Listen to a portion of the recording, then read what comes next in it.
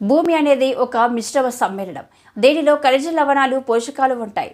ఇవి భూమిలో నిల్వ ఉండడం వలన భూమిని పోషక కేంద్రం భావిస్తారు.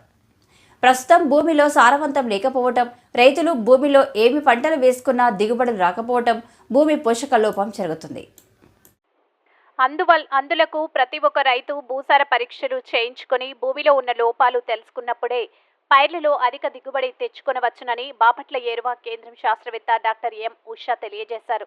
దళిత బహుజన రిసోర్స్ సెంటర్ ఆధ్వర్యంలో ఎస్సీ రైతులకు భూసార పరీక్షలపై మూర్తి రక్షణ నగర్ ఎస్సీ రైతులకు అవగాహన కార్యక్రమం నిర్వహించడం జరిగింది. Dalit Bahujan resource centre city coordinator Nuthalapati Srilatha అధ్యక్షతన జరిగిన ఈ కార్యక్రమంలో Dalit Bahujan resource centre regional coordinator Dala Koteswararao మాట్లాడుతూ భూసార పరీక్షల ద్వారా నేలలు, వాటిలోని సహజంగా ఉన్న పదార్థాలతో పాటు సేంద్రియ మరియు రసాయనిక ఎరువులు అందజేసినప్పుడు పంట దిగుబడికి దోహదపడతాయని, తద్వారా రైతులు అధిక దిగుబడి తెచ్చుకోవచ్చని ఆయన తెలియజేశారు.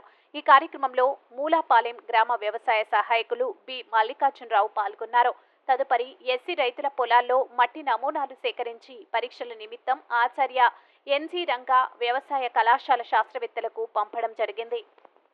జనరల్గా భూసార పరీక్ష చేయించుకోమని చెప్తాం. ఒకవేళ అలాంటి కుదరని పక్షంలో ఎప్పుడైనా పంట వేసినా తీయాల్సి వచ్చిందనుకోండి, ఒక ఎమర్జెన్సీలో తీయాల్సి వచ్చినప్పుడు ఒకవేళ ఆ పంటలో ఎరువేశారనుకోండి, ఒక 40 రోజుల దాకా శాంపుల్ తీయకూడదు. ఎరువేయకుండా ఉంటే మనం శాంపుల్ తీసుకోవచ్చు. అలా తీసుకోవాలి.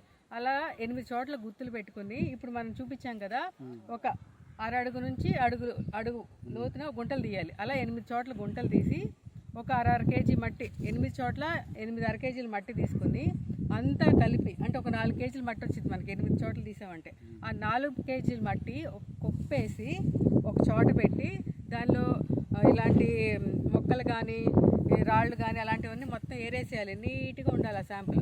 ఏరేసేసి గడ్డలు ఉంటే దాన్ని పౌడర్ లాగా మెత్తగా చేసేసి ఒక కుప్పేసి రౌండ్గా చేయాలి.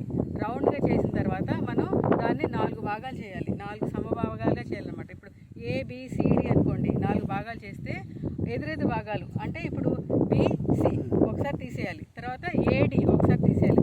అలా తీసుకుంటా అర కేజీ మట్టి వచ్చేంత వరకు అలా మన ప్రాసెస్ కంటిన్యూ చేయాలన్నమాట. అర కేజీ మట్టి వచ్చిన తర్వాత మనం ఏం చేయాలంటే ఆ మట్టిని శుభ్రంగా ఒక కొత్త కవర్లో కానీ గుడ్డ సంచిలో కానీ వేసి దాని మీద రైతు పేరు, అలాగే సర్వే నెంబరు, గత సంవత్సరం వేసిన పంట, ఇప్పుడు మనం ఏది వేసుకున్న పంట, ఆ డీటెయిల్స్ అన్నీ రాసి మన దగ్గరలో ఉన్న భూసార పరీక్ష కేంద్రానికి ఇవ్వాలన్నమాట. అలా కేంద్రానికి ఇస్తే వాళ్ళు నమూనా టెస్ట్ చేసి మన పొలంలో నత్రజని ఎంత ఉంది, భాస్వరం ఎంత ఉంది, పొటాషియం ఎంత ఉంది, పీహెచ్ ఎంత ఉంది, ఈసీ ఎంత ఉంది, ఇవన్నీ టెస్ట్ చేసి చెప్తారు. అంటే మీరు ఇప్పుడైనా పంట మార్పిడి అనుకున్నారనుకోండి, మీరు వేయబోయే పంట రాశారనుకోండి, ఆ పంట మీ నేలకు అనుకూలంగా ఉందో లేదో కూడా మీకు టెస్ట్ చేసి చెప్తారనమాట. అందుకు మనం ఖచ్చితంగా ప్రతి 3 సంవత్సరాలకు ఒకసారి భూసార పరీక్ష చేయించుకుంటే మన నేల ఎంత ఆరోగ్యంగా ఉందో మనకు తెలుస్తుంది. నేల ఆరోగ్యంగానే ఉంటే పంట ఆరోగ్యంగా ఉంటుంది, మంచి దిగుబడి కూడా వస్తుంది. సో అందుకనే ఖచ్చితంగా రైతులందరూ 3 సంవత్సరాలకు ఒకసారి తప్పనిసరిగా భూసార పరీక్ష చేయించుకోండి. సరేనండి.